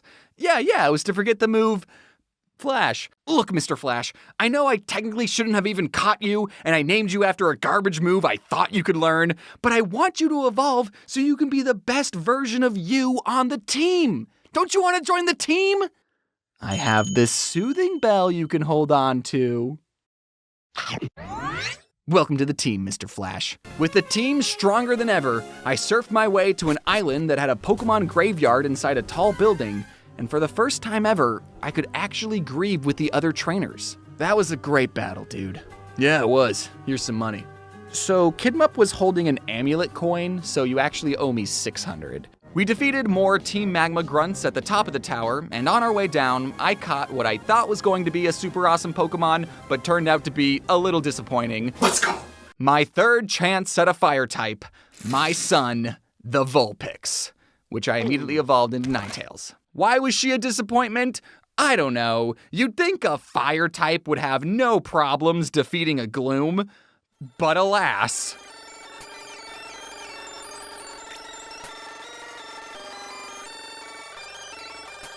I'm not saying Ninetales is a lame Pokemon. I'm saying mine specifically was. Floof and Kidmup easily cleared the Psychic Gym with Shadow Ball and Surf, and with that, we just have one more gym before we... Is the sun on fire? So I haven't really been paying attention to the story, and now the legendary Pokemon Groudon is angry. And as much as I would have liked to have Groudon on the team, I never found the Master Ball, so we're not risking it. Oh, hey, Wallace. Oh, you're the water type gym leader? Oh, I hope my fighting grass Pokemon will be okay. No, you don't have to fight the Celio. I'll get Floof to do that. And with our 8th gym badge, we could finally travel through Victory Road and face the Elite Four. Aren't you forgetting something? Oh. I don't know how you want me to respond to that. This is it. Our final challenge. Each one of you has trained very hard. And as a reward, you'll each be receiving a piece of candy. You get a candy, you get a candy, you get a candy, you get a candy, you get a candy, and you get a candy. This is it. This is gamer moment to the max. Kidmup and Goat were able to finish off Sydney's Pokemon with their water, ice, and fighting moves, and my 2 dogs, Pikachu and Floof, crunched and bit all of Phoebe's ghost Pokemon. Pikachu might be cursed, though. Against Glacia, my son finally stopped being a disappointment and fire blasted her Glalie. Then I tried to get Goat to drain her Celio, forgetting he didn't like ice. Okay. Ice and birds, those are his 2 big no-nos. Luckily, Kidmup was able to earthquake the rest of her Pokemon. Now it was time for the 4th member of the Elite Four, Drake. His Altaria was defeated by Kidmup and Floof, but they both took some damage. Against his Flygon, I sent out my son. Okay, what about Fire Blast? You're green. Ah! Then Flygon dug a hole in the ground, but by the time he came up, Mr. Flash was waiting for him and took him out with a fly. For Drake's next Flygon, I sent out Goat. I don't think, because he doesn't like birds, and Flygon's a dragon? Yeah, Flygon wasn't a bird, but I forgot a very important aspect about dragons. Give him my dynamic punch. Nope, okay. Oh no! Oh, he knows flamethrower. Fire and poison, those are his other 2 no-nos. Instead, Floof and Pikachu crunched Flygon's head off, and then I used Kidmup's last blizzard on Salamence. Okay, I'm gonna need this blizzard to hit. Please. Yes! Yes! Yes! We had done it. Oh my goodness. We had cleared 4 champions with some very close calls, but we are all still alive. Now it was time to face the 5th member of the Elite Four. What, you didn't know about the secret 5th boss that's in every Pokemon game? We had one more challenger, Steven. Steven sent out a Skarmory, which was the perfect lightning rod for Pikachu. Then Kidmup took out Aggron with Surf, and my son defeated Cradily with Iron Tail. Then Steven sent out a Metagross, and things got messy. I thought Kidmup Surf would be super effective against this rock with legs. Turns out it wasn't. Okay, here's what we're gonna do. I have an idea. Kidmup, if you can last another hit, that would be amazing. Oh, Hyper Beam! Kidmup, my starter Pokemon, had been taken out. Okay. At least he got Metagross's health low enough that Floof could easily finish them off. That's it. Then Steven sent out his own King Eater, which I knew from personal experience they hated getting crunched. I know this Pokemon. He hates getting crunched. I don't care about your special defense. You're getting crunched. It's probably because the special defense went up. Floof eventually took down Claydol, even though Steven used a full restore on it 3 separate times. Of course you were. Stop it! Which I get, man. I'm part of the Claydol lover community too. Next was the last Pokemon we needed to defeat. Armaldo. One hit from its ancient power badly injured Floof. So for this final fight, I sent Goat to finish him off. Goat, because he's so awesome, poisoned Armaldo just by standing next to him, and then promptly sky uppercutted him straight in the jaw, just barely knocking him out. Armaldo was clinging onto life when the unthinkable happened. Armaldo knew a bird move. No! No! No! Goat had made it so far into our journey, only to faint inches away from the finish line. I could have sent out a level 5 Zigzagoon and still would have won, because Armaldo died to poison on the very next turn. The poison's gonna finish it off! Right? I didn't even have to... No! No! Not Goat! By all accounts, Goat had defeated Armaldo, but he didn't make it, and neither did Kidmup! That was my starter and my favorite Pokemon! No, I don't want this trophy! I want Goat and Kidmup! Colleagues, friends, Wally, we gathered together to honor 2 of the bravest Pokemon I know. One of them from the humble town of Littleroot, and the other from a patch of grass in Petalburg Woods. Together, they faced gyms, rivals, and a plethora of wild Pokemon. And when the final challenge came, they didn't back down. This sucks! I hated that! And that's how my first Nuzlocke went. Dude! Brew Wurmples, dude. Dude.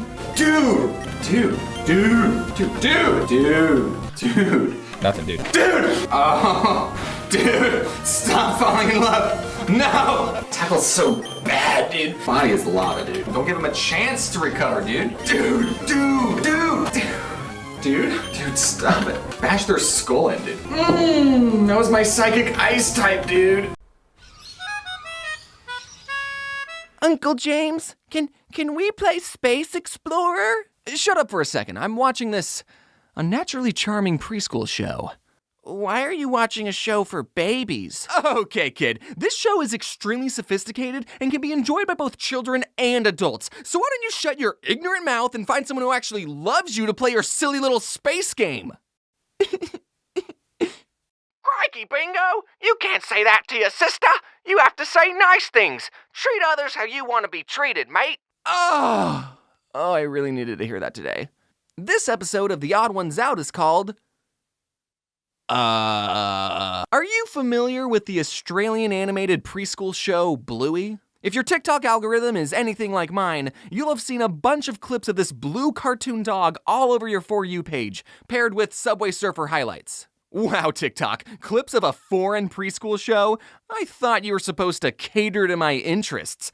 Let's read some of the comments on these Bluey TikToks, shall we? No shame, I'm a senior in high school, but I watch Bluey religiously, and this episode had me all in my feels. I'd say I had a good childhood, but I binged Bluey because adult life is so stressful and I'm sad, and it reminds me of a simpler time. Bluey is for everyone. I'm literally 27, and it's such a comfort show. Bluey is absolutely destroying me as a teenager who wishes he had this childhood. In my teen years and watching full episodes of Bluey. Watching Bluey high is such a fun time, dude. Huh. You know, to me, I'm just thinking out loud here, It seems like a lot of these comments weren't made by preschoolers. What's going on here? Now, if your brain is anything like mine, you'll be thinking, why is this show about Australian dogs so popular with adults who don't even have children? In fact, why does Bluey have over 5 billion views on TikTok, is searched more than Paw Patrol, Peppa Pig, and Cocomelon, and why is this episode number 8 in IMDb's highest rated episodes of all time? This phenomenon intrigued me. And I was also bullied by a large number of people on my own team to watch the show. So one day I sat down, put on the first episode, and I watched all 141 episodes. Hang on, James, 141? But there's only 129 on Disney Plus. Don't worry, my fellow obsessive Bluey fan. We're gonna talk about that later.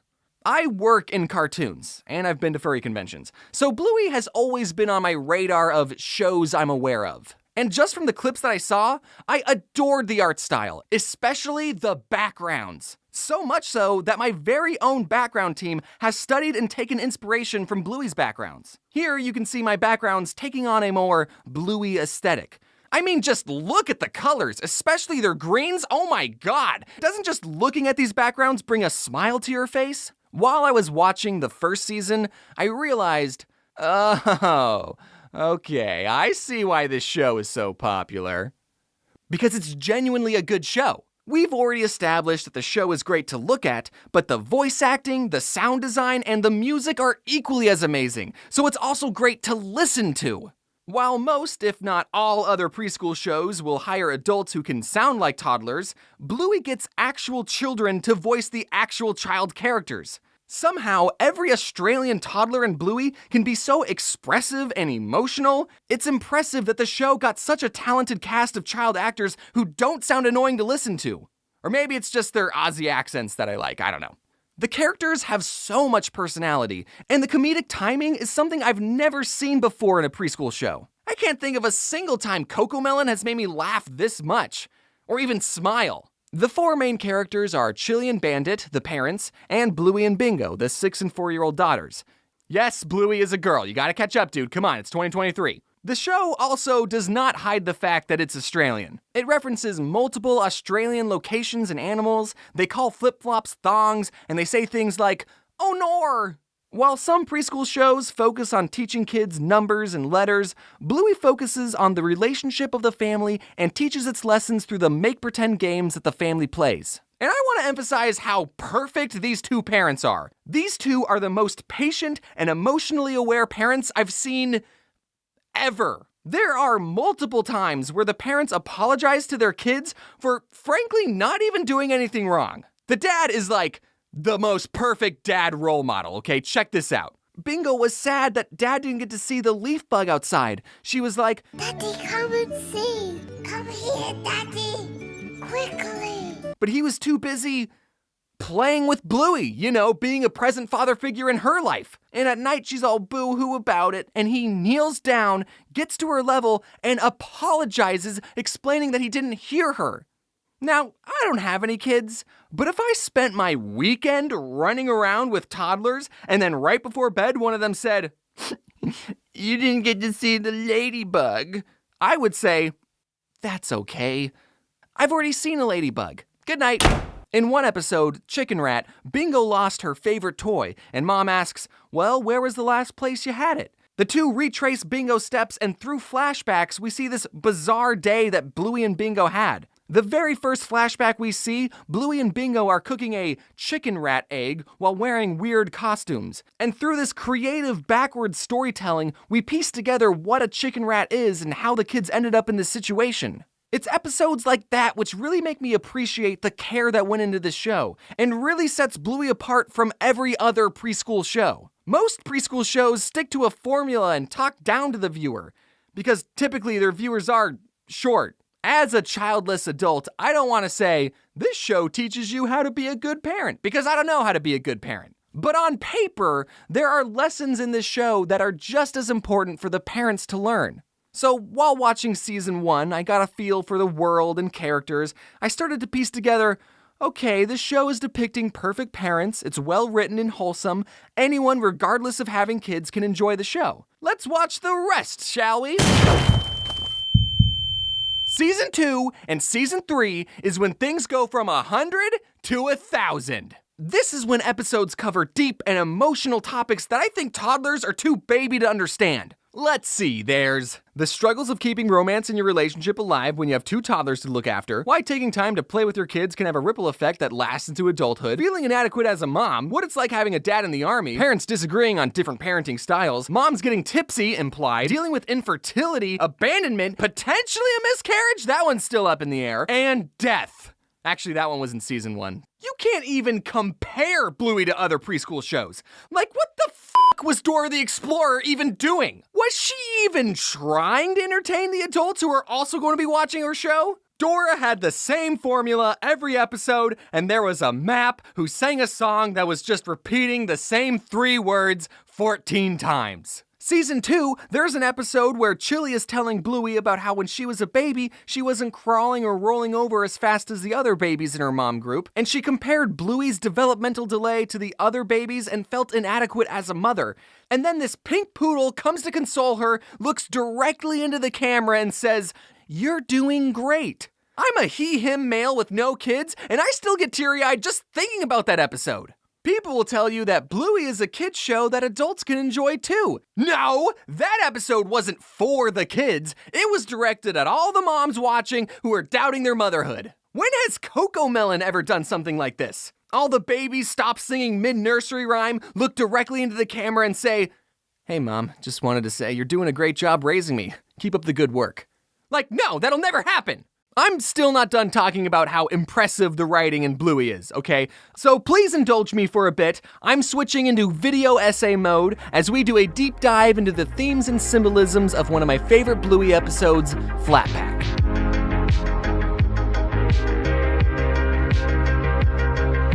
The entire episode is an allegory of human history told from a religious and scientific perspective, respectively. And it touches on the ever-growing relationships between a mother and child, all within 7 minutes. No, I'm not reading too deep into this. Let's begin. Bandit and Chili set out to build a new swing for their porch, and we get this great meta self-aware joke from Bandit when he complains about the instructions saying, "I'm not taking advice from a cartoon dog." Meanwhile, the girls play games with the leftover packing materials that are thrown into the yard by their parents. Bluey and Bingo are given bubble wrap, which they pretend is water, so they pretend they're fish. Then they're given cardboard, which they pretend is land, so they pretend they're frogs. Then they're given tails and become lizards, then T-Rexes, then birds, then furry little animals. Is this chart starting to look familiar? Then they're monkeys, and then bipedal cave dogs. What? Is that you, Mr. Darwin? Were these girls playing out the evolution of man through a silly game? Now, if you didn't like the evolution symbolism, I know you're going to love the parents being an allegory for the creators. You know, the big guy upstairs, the whatever you believe is going on. The parents supply the girls with their entire world. They give the girls the sea, the land, the volcanoes, and the trees. In these cave paintings the girls make that tell their history, they depict the parents as gods, higher up and in the clouds. They do look a little angry. Perhaps they're still in the Old Testament. The parents being the creators is hinted at again by Chili when she looks at the girls lovingly saying, "Aw, we made them." The parents give the girls an Allen wrench, aka tools, and one industrial revolution later, the girls evolve from cave dogs to modern dogs, building futuristic towns and spaceships. Throughout the episode, as the girls go through different stages of evolution, they also go through different stages of their lives as a mother and child. As fish, Bluey says that she's the mommy fish and Bingo is the baby. Then as frogs, Bingo pretends to be a toddler and Bluey teaches her how to catch flies. Then as T-Rexes, Bingo becomes a big girl. Then as cave dogs, she's a teenager. And finally, in the last stage, she's all grown up, ready to traverse the universe on her own. She thanks Bluey for looking after her and leaves on her spaceship. Bluey, now much older as shown by her having to use a cane, crosses the styrofoam threshold which represents her death and she gets to live with her creators. All while this orchestral masterpiece is playing and suddenly you realize you're crying? When did that start? And then Bandit ties the allegory all together at the very end, saying, "Ah, this is heaven." Are you joshing me right now? This preschool show was able to tell a clever allegorical story with tasteful religious undertones in how many minutes? Did you just make me feel emotions over a cartoon dog? This isn't the only episode you can make an in-depth video essay on. There are plenty of other episodes that hit just as hard as this one. While I was doing research for this video, it got me thinking about another foreign animated kids show with 8-minute long episodes that focus on a family of 2 toddlers. Except, unlike Bluey, this show is universally hated. Caillou, it's Caillou. I had this idea in my head that people only hated Caillou because he was a more accurate portrayal of a toddler. But in the handful of Caillou episodes I watched, I was reminded, oh no, that's why people hate Caillou. Because he sucks. His brattiness isn't even important to the plot. It comes out of nowhere. Caillou will be getting ready in the morning, he spills cat food and says, "Gilbert, look what you did." He's at the beach and this bird who's done nothing wrong gets told to go away. And there's a bunch more examples of Caillou being a whiny piece of shit. And I can't help but think that Caillou's screeching, piercing, whiny voice does not help him be a likable character. I bet real toddlers can be little punks sometimes, but why would you show that in your cartoon and not have him learn any lesson? There's never a lesson learned in Caillou. Since Caillou was a brat all the time, a lot of people, myself included, wondered why Caillou's parents never disciplined or even tried to change his bratty behavior. But after I thought about it, I realized it would be a very weird episode of Caillou if one day Caillou's mom was like, "Caillou, what did you do to your sister?" "I made her look pretty, Mommy." "Caillou, that was Mommy's expensive makeup! How many times do I have to tell you not to touch Mommy's things? Come here, you little twit!" Mommy, why are you hitting? Getting a spanking! Mommy, you're hurting! I've had enough of you, Caillou! I hate you! That kid got what was coming to him. I don't know, maybe that episode would be cathartic to some parents. Anyways, getting back to the actual best children's show ever, even though Bluey is literally the most mentally intelligent and educational show for the minds of children, teens, adults, and parents, some unnamed mouse company decided to censor some of the episodes on their platform. It's the strangest things that got censored too. This horse pooping, Bandit getting hit in the groin, Bandit saying the word groin. This hitchhiker is no longer from Argentina, that one's kinda weird. This pretend cat saying it will pretend pee on the curtains. Bandit hinting at wanting to get snip snip down there. Adults, you know what I'm talking about. And the last 10 episodes of season 3, which are some of the deepest episodes in the series, aren't even on Disney+. But that could just be a licensing thing, I don't know. I kept waiting for the infertility episode. I heard so much about it. I finally got to the last episode on Disney+ and thought, oh, okay. They're saving the deepest one for last. All right, let's do this. And the episode was about the family playing courtroom to determine if Bandit farted. I hope this video convinced you to give Bluey a chance. I mean, you're still here listening to a grown man talk about it, so you gotta be at least a little interested in it. Through its relatable and realistic portrayal of family life, the show has not only entertained, but also taught valuable life lessons to its viewers. The show's emphasis on play and family bonding is so refreshing to see compared to the usual fast-paced, mind-numbing shows aimed at kids. Bluey reminds us all the importance of spending time with loved ones and finding joy in the everyday. And if you still don't want to watch Bluey, have you thought about getting high and watching it? Thank you all so much for watching this episode of James getting obsessed over something he probably shouldn't be. Did you have a favorite part about this episode? Yeah, that was my favorite part too. Just one quick announcement. My newest Oddballs book is available on my website right now, so if you enjoyed the show, be sure to head over and reserve your copy today. It'll be full of new stories and illustrations and will be released on September 6th, and I'm super excited to hear what you all think of it. Anyway, thanks again for watching. Big shout out to my amazing team. They really crushed it this video, and you better be wearing your seatbelts. You should gamble. That's right, I said it. You all should gamble so you learn firsthand how stupid gambling is. Here's the stitch with gambling, okay? Gambling is only fun if you don't understand math. Humans have been gambling since the dawn of whenever money was invented. I mean, just take one look at the Las Vegas Strip and you will immediately understand how lucrative the gambling industry is. They built the Statue of Liberty, the Eiffel Tower, and Caesar's Palace all on the same street. Gambling is everywhere in Las Vegas. As soon as you step off the plane, you're bombarded with slot machines in the airport. Are you kidding me? You can't wait to gamble? As soon as you step off the airplane, you just immediately go, I gotta win big! Look, I understand why people gamble. I get it. I play Magic the Gathering, and opening up a booster pack and not getting any expensive cards is the exact same feeling as losing your entire life savings. The first time I gambled, I was in Australia for VidCon. After the convention, me and a bunch of mates went to a bar, and I found out that there was a casino attached to it. And I thought, perfect! I'm in a different country, so my parents will never find out that I gambled. Plus, I'm of legal age and independent. Let's get our gambling freak on! I was only comfortable asking my friend Moz to borrow some cash because I feel like if a friend asks, hey, can I borrow some money to gamble with? You're never gonna see that money or that friend ever again. All Moz had was a $5, which is Australian for $5. So I only got one chip to gamble with, and I decided to spend that one chip on roulette, because that's the only game I knew how to play. I know how to play blackjack, but I know there's a mathematical algorithm for the best, most perfect way to play, so I don't know how to play blackjack, you know? And poker is too intimidating. I can't deal with people hyperanalyzing my facial expressions to see if I'm bluffing. I already know I'm a bad liar. And the last time I actually played poker was with Luigi on my DS. Here's some honest strategy for the game roulette, okay?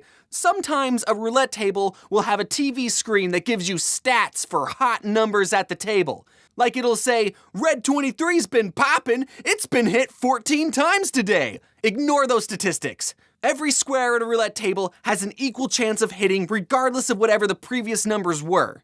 Just ignore those stats and always bet odd.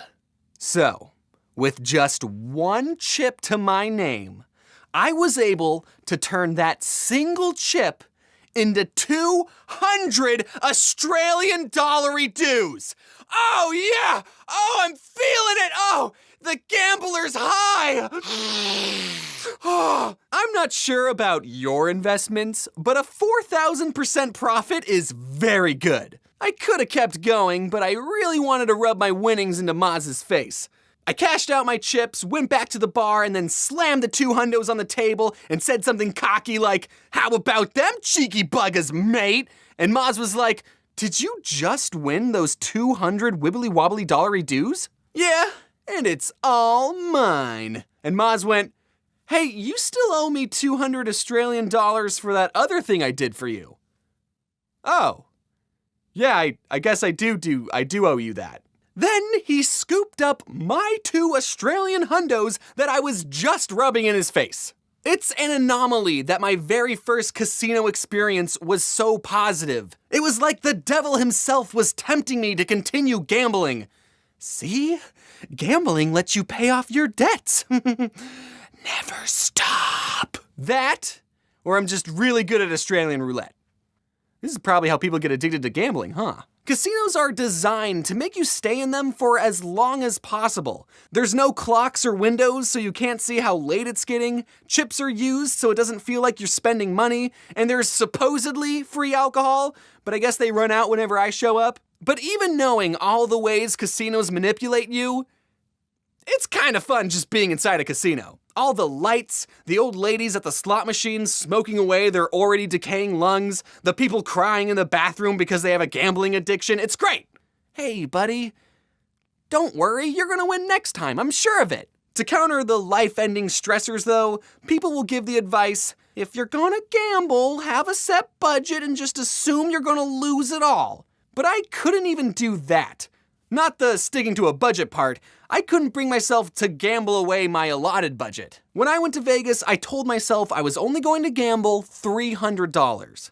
But after I lost $200, I thought to myself, yeah, I don't think this is a good investment anymore. One time I was on a slot machine and I got the 5 buffaloes in a row or whatever, and I got the chance to win a jackpot.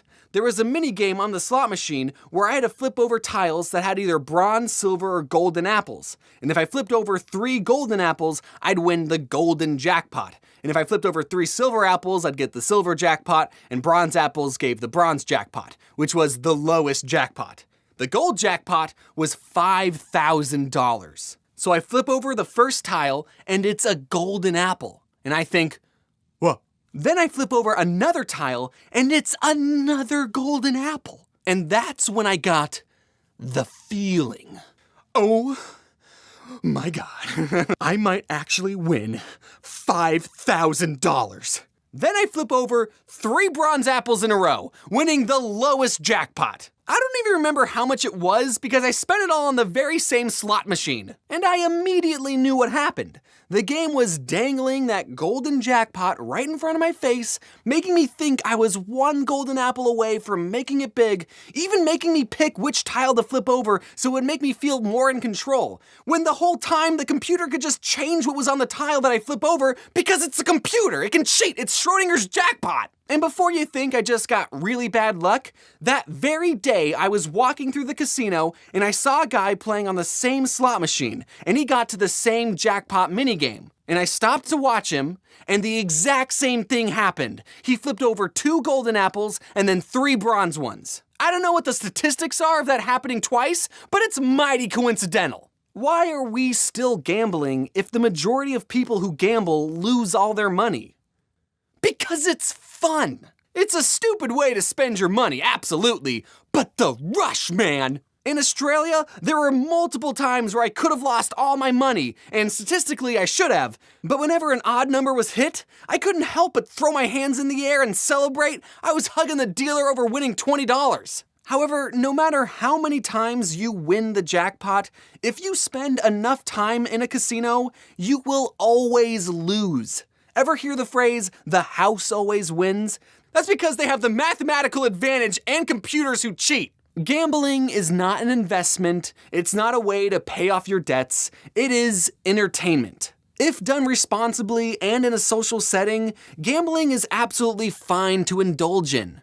And if you get upset that you lost all your money, what did you think was gonna happen? Hey, if you're watching this and it's late at night and you have school tomorrow, I'm sorry. Top 10 things that keep me awake at night. Number 10, eating all those sugary snacks before my bedtime. My blood sugar goes through the roof. Sorry, I just can't help myself. I love a good cookie dipped in hot chocolate. Number 9, death and existentialism. Just the thought that one day me and everyone I love will die, and in just 500 years, no one is going to remember me. So what's the point of doing anything? In the grand scheme of the universe, do I even matter? Unless the internet's still around by then.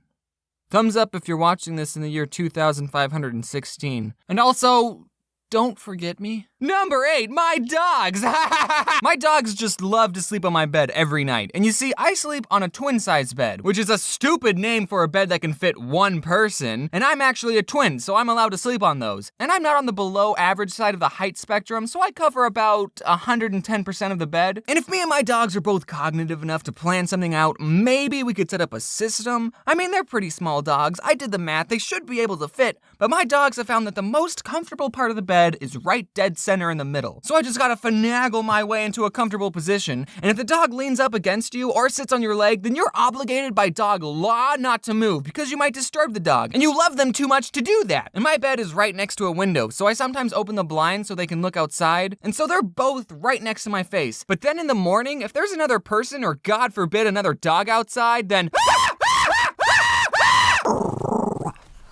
Jeez, that was a long one. I just like talking about dogs. Number 7, there are as many creatures on your body as there are people on Earth. And you don't want to even know how many are living on your bed right now. Now, is this true? I don't know, I just saw it on one of those fun fact websites. Not too fun of a fact, I think. But not knowing whether or not it's true is even scarier. That means there are probably microorganisms dying on you every second. At least 12 of them have died on you since you started watching this video. But chances are that some of them are probably doing it. On your kneecaps, on your eyelashes. Microorganism, more like microorgasm. Now there's two ways you can look at this. One being that there's so many tiny creatures living on me, and no matter how hard I scrub, I'll never be clean. Or you're never alone. Every night when you hop into that empty bed of yours, you're sleeping with billions of microorganisms. You slut. Number 6, they never caught the Zodiac Killer. I know he was around in the 70s, but if he was in his 20s in the 70s, that means he's only in his late 60s, early 70s right now. He can still be out there. Who knows what he could be doing? Maybe even failing at running for president. Ugh. And also, according to some conspiracy theories, they never caught John Wilkes Booth. Maybe Booth wants to get revenge. Maybe he's had enough and now he wants to run for president. Number 5, fractals. What are those, you ask? Imagine you're a farmer and you have infinity fence posts to build a closed pen for your animals, and you have to use all the fence posts. And you think, well, first off, that's physically impossible. If I have infinity fence posts, then I can't use all of them because I'll always have more. Hey, while you are complaining and theorizing over there, I just built your stupid pen and it looks like this. This is a fractal, children. It's a closed shape with an infinite perimeter. What? Infinite perimeter? But I can see it. I can measure it. Oh no, shut up. You're not looking close enough. Let's zoom in. Basically, you can zoom up on this pattern forever. That's just what a fractal is. So since no matter how much you zoom up on this shape, it will always repeat itself. The perimeter of this shape, or the fence you use to make it, is infinite. It's a closed shape with an infinite perimeter. Is the area of this shape infinite too? I don't know, ask Vsauce. Doesn't that blow your mind? Number 4, barcode scanners scan the white spaces in the barcode, not the black spaces. Number 3, looking on my phone for hours before I go to bed. How many times do you tell your friends over Skype, all right, I'm going to bed now, and then you go to your bed and you pull out your phone and mess around with it for an hour? And I've heard some studies saying, oh, looking at computer screens all day makes it harder for you to sleep, which is probably true. Why do I go on my phone every night? And the sad thing is I usually stop looking at my phone because my battery is going to die.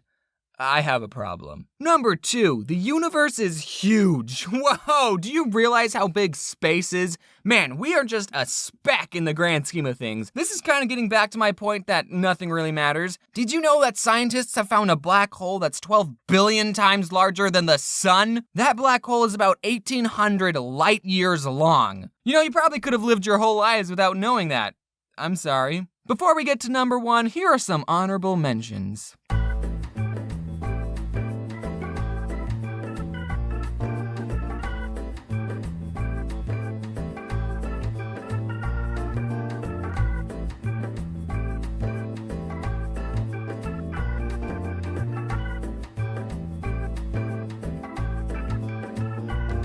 And the number 1 thing that keeps me awake at night is YouTube is not a stable job. Because of how long it takes me to make a video, I can't really give my opinion on YouTube drama. Heck, I'm still working on my Fine Bros rant. So a lot of you probably know YouTube took away some creators' monetization on videos for not being advertiser friendly, and they weren't even telling them about it. Now I'm a pretty innocent PG-rated channel, so I didn't get affected by this new change at all. See you later, scrubs! But dang it, if this shows us anything, is that YouTube does not care too much at what's making their website profitable. What's stopping YouTube from saying, hey, we're gonna take 90% of your ad revenue and all your titles have to say YouTube is great in them. And yeah, if YouTube makes bad business decisions, then they'll be out of business. But so will I. So that keeps me awake at night. Hey, if you're watching this and it's late at night and you have school tomorrow, I'm sorry. Top 10 things that keep me awake at night. Number 10, eating all those sugary snacks before my bedtime. My blood sugar goes through the roof. Sorry, I just can't help myself. I love a good cookie dipped in hot chocolate. Number 9, death and existentialism. Just the thought that one day, me and everyone I love will die, and in just 500 years, no one is going to remember me. So what's the point of doing anything? In the grand scheme of the universe, do I even matter? Unless the internet's still around by then. Thumbs up if you're watching this in the year 2516. And also, don't forget me. Number 8, my dogs. My dogs just love to sleep on my bed every night. And you see, I sleep on a twin-size bed, which is a stupid name for a bed that can fit one person. And I'm actually a twin, so I'm allowed to sleep on those. And I'm not on the below average side of the height spectrum, so I cover about 110% of the bed. And if me and my dogs are both cognitive enough to plan something out, maybe we could set up a system. I mean, they're pretty small dogs. I did the math, they should be able to fit. But my dogs have found that the most comfortable part of the bed is right dead center center in the middle. So I just gotta finagle my way into a comfortable position, and if the dog leans up against you or sits on your leg, then you're obligated by dog law not to move because you might disturb the dog, and you love them too much to do that. And my bed is right next to a window, so I sometimes open the blinds so they can look outside, and so they're both right next to my face. But then in the morning, if there's another person or God forbid another dog outside, then Jeez, that was a long one. I just like talking about dogs. Number 7, there are as many creatures on your body as there are people on Earth. And you don't want to even know how many are living on your bed right now. Now, is this true? I don't know, I just saw it on one of those fun fact websites. Not too fun of a fact, I think. But not knowing whether or not it's true is even scarier. That means there are probably microorganisms dying on you every second. At least 12 of them have died on you since you started watching this video. But chances are that some of them are probably doing it on your kneecaps, on your eyelashes. Microorganism, more like micro-orgasm. Now there's 2 ways you can look at this. One being that there's so many tiny creatures living on me, and no matter how hard I scrub, I'll never be clean. Or you're never alone. Every night when you hop into that empty bed of yours, you're sleeping with billions of microorganisms.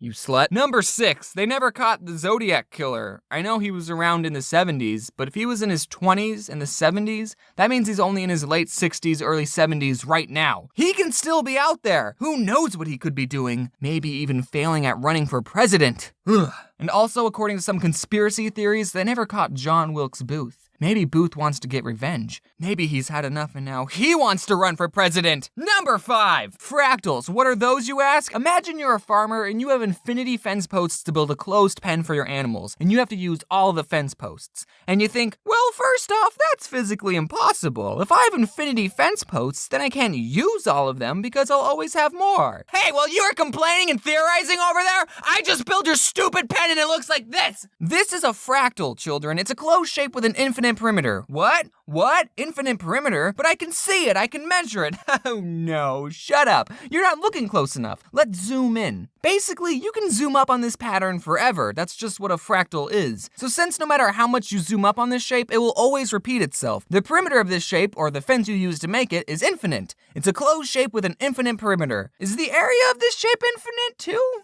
I don't know, ask Vsauce. Doesn't that blow your mind? Number 4, barcode scanners scan the white spaces in the barcode, not the black spaces. Number 3, looking on my phone for hours before I go to bed. How many times do you tell your friends over Skype, all right, I'm going to bed now, and then you go to your bed and you pull out your phone and mess around with it for an hour? And I've heard some studies saying, oh, looking at computer screens all day makes it harder for you to sleep, which is probably true. Why do I go on my phone every night? And the sad thing is I usually stop looking at my phone because my battery is going to die. I have a problem. Number 2, the universe is huge. Whoa, do you realize how big space is? Man, we are just a speck in the grand scheme of things. This is kind of getting back to my point that nothing really matters. Did you know that scientists have found a black hole that's 12 billion times larger than the sun? That black hole is about 1,800 light years long. You know, you probably could have lived your whole lives without knowing that. I'm sorry. Before we get to number 1, here are some honorable mentions.